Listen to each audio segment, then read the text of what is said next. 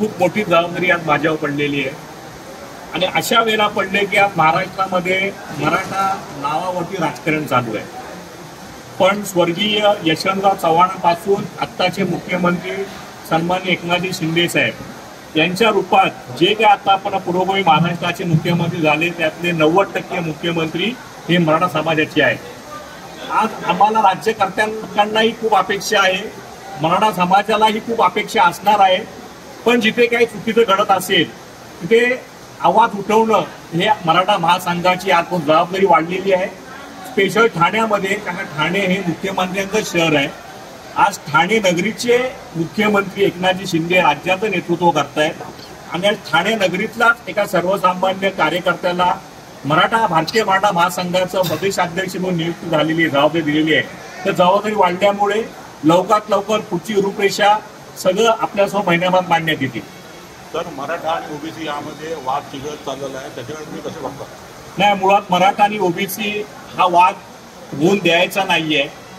मी ओबीसीच्या त्या नेत्यांनाही आवाहन करेन, विनंती करेन की आपल्यामुळे कुठला राज्यकर्ता जर स्वतःची स्वार्थी पोळी भाजून घेत असेल तर ह्याच्यामध्ये शिकण्याचं भरपूर आहे. गुण्या गोविंदाने महाराष्ट्राने 12.5 कोटी जनता वावरते. सुजलाम सुफलाम हा महाराष्ट्र छत्रपती शिवाजी महाराजांचा महाराष्ट्र आहे. आपण सगळ्यांनी मिळून हा महाराष्ट्र गुण्या गोविंद शांतच ठेवू.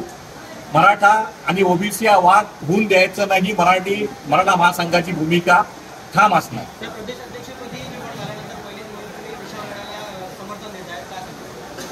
4 दिवसापासून विशाळगडाचा विषय चालू आहे.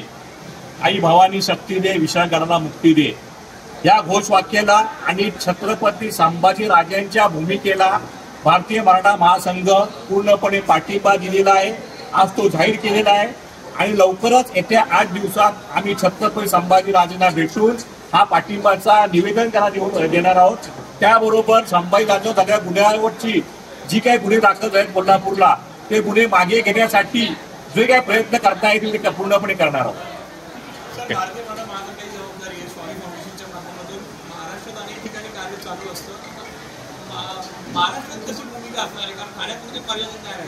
स्वामी फाउंडेशनचं कार्य महाराष्ट्रभर आहे. गेली 12 वर्षे एकदम झाले कार्य चालू आहे. तसंच भारतीय मराठा महासंघाचाही कार्य संपूर्ण महाराष्ट्रभर होणार. येणाऱ्या 3 महिन्यामध्ये संपूर्ण राज्याची पूर्ण कार्यकारिणी तुमच्या समोर दाखवली जाणार. त्याच्याबरोबर राज्याचं अधिवेशन, भारतीय मराठा महासंघाचं अधिवेशन लवकरात लवकर घेण्याचा विचार आमचा चालू आहे. हे 3 महिने जसे पावसाळ्याचे आहेत तसे 3 महिने निवडणुकांचे सुद्धा आहेत. येणाऱ्या विधानसभेमध्ये भारतीय मराठा महासंघ मुख्य भूमिकेच्या रोलमध्ये असेल. तो निर्णय आम्ही योग्य वेळी घेऊ.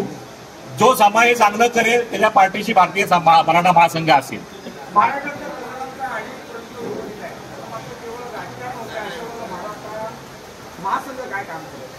माझी सर्व युवा पिढीला विनंती आहे की कोणत्याही एकाच नेत्याच्या मागे आपलं आयुष्य उद्ध्वस्त करून घेण्यापेक्षा जो पक्ष, जो व्यक्ती तुम्हाला रोजगार देऊ शकतो, तुम्हाला नोकरी देऊ शकतो, त्या पक्षाच्या त्या व्यक्तीच्या मागे लागून आपल्याबरोबर आपल्या तरुण पिढी कसं घडू शकतो याचा विचार करा आणि त्या पक्षाच्या मागे भारतीय मराठा महासंघ नक्की असेल.